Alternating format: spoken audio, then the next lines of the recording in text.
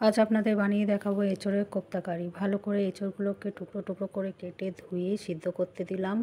এখানে একটু নুন আর হলুদ দিয়ে ভালো করে সিদ্ধ করে নিয়েছি। এবার ভালো করে মেখে নেব। এখানে দিয়ে দিলাম একটু মটর ডাল বাটা, জিরে গুঁড়ো, ধনে গুঁড়ো, সামান্য চিনি, স্বাদ মতো নুন, হলুদ গুঁড়ো, একটু শুকনো লঙ্কার গুঁড়ো দিয়ে ভালো করে এবারে মেখে নিলাম।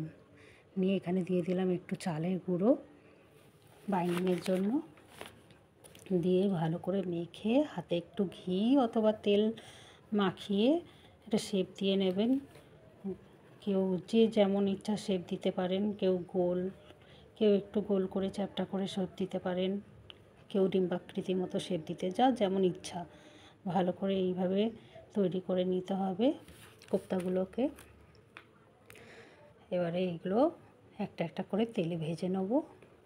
এখন আপনাদের এঁচোড়ের উপকারিতা সম্বন্ধে কিছু বলছি।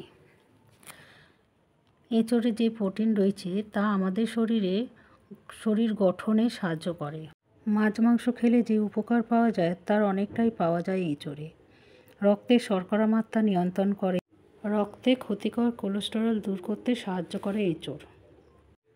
যারা রক্তাল্পতায় ভুগছেন তাদের এঁচোড় খাওয়া উচিত।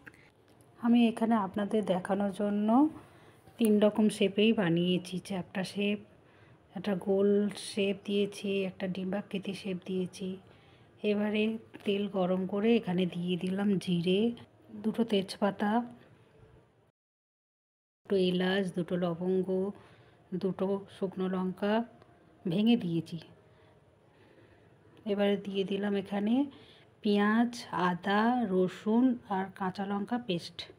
এখানে দিয়ে দিলাম হলুদ গুঁড়ো, লঙ্কা গুঁড়ো, ধনে গুঁড়ো, জিরে গুঁড়ো, একটু সামান্য জল দিয়ে গুলে এই পেঁয়াজটা দেখুন কত সুন্দর ভাজা হয়েছে, তেল ছেড়ে দিয়েছে। ওতে দিয়ে দিলাম একটু লবণ। এবারে এই মশলাগুলো জলটা দিয়ে দিলাম। এবার একটু দিয়ে দিলাম চিনি, দিয়ে ভালো করে কষিয়ে টমেটো পেস্ট দিয়ে দিলাম। টমেটো পেস্ট দিয়ে একটু ভালো করে পেস্ট করে নিয়ে এখানে কাজু বাদাম বাটা একটু দিয়ে দিলাম। তারপরে দিয়ে দিলাম টক দই, দিয়ে ভালো করে কষিয়ে ফুটে গেছে। এখানে দিয়ে দিলাম এবারে কোপ্তাগুলো ওই গ্রেভির মধ্যে ছেড়ে দিলাম, দিয়ে ভালো করে ফুটিয়ে এখানে দিয়ে দিলাম একটু ঘি, একটু গরম মশলা দিয়ে দিলাম। গরম মশলার উপরে ঘিটা দিলাম কেননা এটা ভালো করে ঘি আর গরম মশলাটা কোপ্তার ভেতরে গ্রেভিগুলো ঢুকবে ভালোভাবে, ঘি গরম মশলার স্বাদটা পাওয়া যাবে। এবারে এখানে আমি একটা সার্ভিং প্লেটে সার্ভ করে নিচ্ছি। এইভাবে বানিয়ে খান, কেমন লাগে কমেন্ট করে জানাবেন। দেখুন কোপ্তাটা কতটা নরম হয়েছে, খেতেও খুব সুস্বাদু হয়েছে। এইভাবে এঁচোড়ের কোপ্তা বানিয়ে খান আর আমাকে কমেন্ট করে জানাবেন কেমন খেতে হলো। আমার এই ভিডিওটি ভালো লাগলে একটি লাইক, কমেন্ট, শেয়ার আর সাবস্ক্রাইব করে দেবেন।